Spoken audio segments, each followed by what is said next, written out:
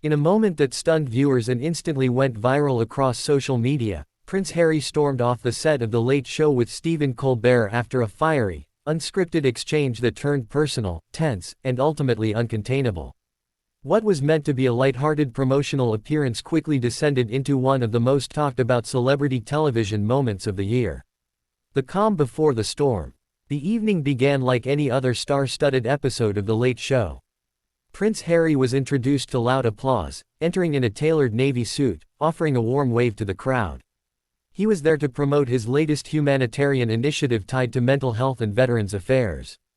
The prince had made several such appearances in recent months, navigating a delicate PR campaign to rebrand himself away from the tabloid frenzy that had long defined his public image.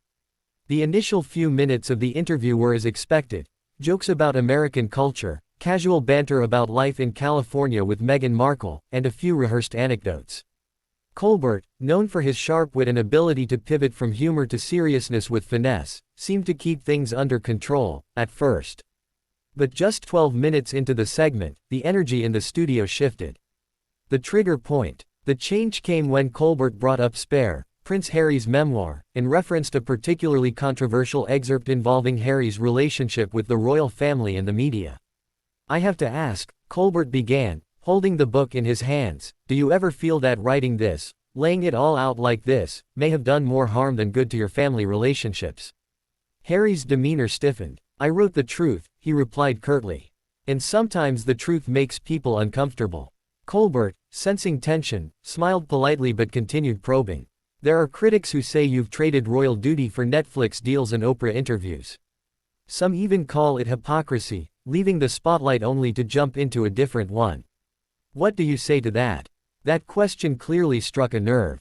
Harry leaned forward, his voice growing firmer. "You have no idea what it's like to live under constant scrutiny since birth," he snapped. Walking away wasn't hypocrisy. It was survival. The argument escalates. Colbert tried to temper the mood. "Of course, and I don't mean to trivialize your experience," he said. "But some people wonder, are you still trying to have it both ways? Royal privacy with Hollywood fame." "I'm not here to be dissected," Harry fired back, his tone icy. "This isn't a trial." There was a noticeable murmur in the studio audience. The tension was now palpable, the mood starkly different from the show's usual comedic vibe. Colbert, visibly taken aback, tried to soften the blow. "Harry, my intention isn't to put you on trial." "Then don't frame your questions like a prosecutor," Harry interrupted. "You invited me here to talk about mental health and veterans, but instead we're back to the same tabloid narratives." At this point, even the producers backstage appeared flustered. The teleprompter had been abandoned. The show had gone completely off script. The breaking point. Colbert made one final attempt to de-escalate. "I respect your cause and your service, truly," he said. "But don't you think your message gets lost in all the noise when you walk out of royal life only to enter the Netflix spotlight?" Harry paused. Then, slowly, he stood up from his chair.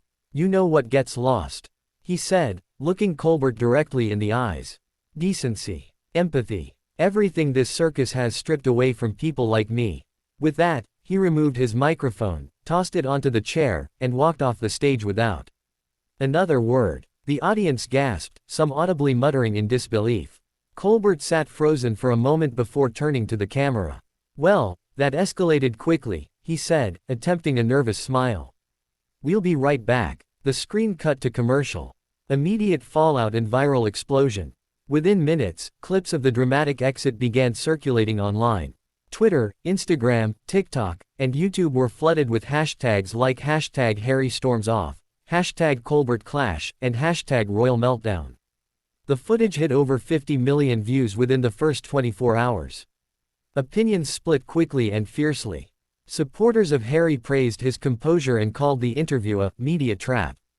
They accused Colbert of baiting the prince into a confrontation under the guise of humor and curiosity. "Harry's been through hell," one Twitter user wrote. "This isn't journalism, it's spectacle." Others, however, viewed the incident differently. "Colbert asked fair questions," a prominent journalist tweeted. "Harry wants the fame without the questions. You can't have it both ways."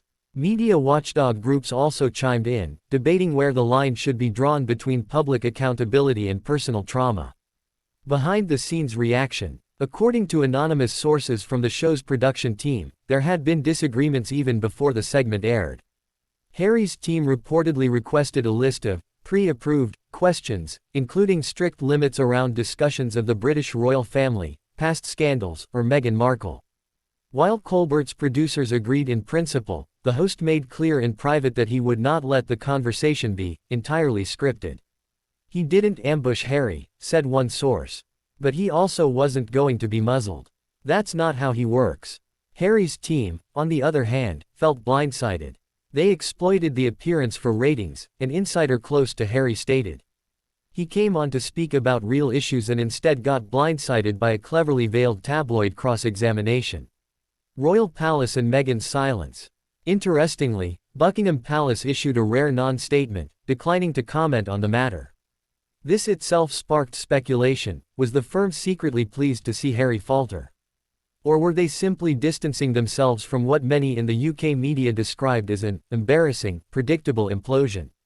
Meghan Markle, meanwhile, remained publicly silent. A source close to her told The Guardian she was deeply upset by how the interview was handled, and had encouraged Harry not to do it in the first place. The couple was reportedly scheduled for another media appearance later that week, which has since been postponed indefinitely. Colbert addresses the incident. The next night on his show, Colbert addressed the elephant in the room with a solemn tone unusual for the late-night comedian. "I want to take a moment to talk about last night's interview with Prince Harry," he said. "It was never my intention to provoke or distress him. I regret that the conversation went where it did, but I stand by the right to ask difficult questions, especially when the person is trying to change the public narrative." He added, "We wish Prince Harry and his family peace and privacy, two things he's been loudly and painfully denied for most of his life." Some applauded Colbert's professionalism, others called it a half-apology. What's next for Prince Harry? In the aftermath of the dramatic walk-off, Prince Harry has cancelled several upcoming media appearances. His team released a brief statement 3 days later. Greater than, Prince Harry remains committed to his causes, particularly those supporting veterans and mental health. He will continue to speak his truth in environments that foster respectful, honest dialogue, not provocation. Analysts are now questioning whether this incident will mark a turning point in how Harry engages with the media, or if it will deepen the divide between him and a public increasingly skeptical of his media strategy. Some speculate he may retreat entirely from high-profile interviews. Others believe this only strengthens his image as someone willing to stand up to what he sees as hypocrisy in media culture. Final thoughts. What was supposed to be a straightforward television appearance ended in a viral firestorm. Whether you see it as a justified walkout or an overreaction, one thing is clear: Prince Harry's relationship with the media remains as complex and combustible as ever. And as with so many stories involving the royal renegade, the world can't seem to look away.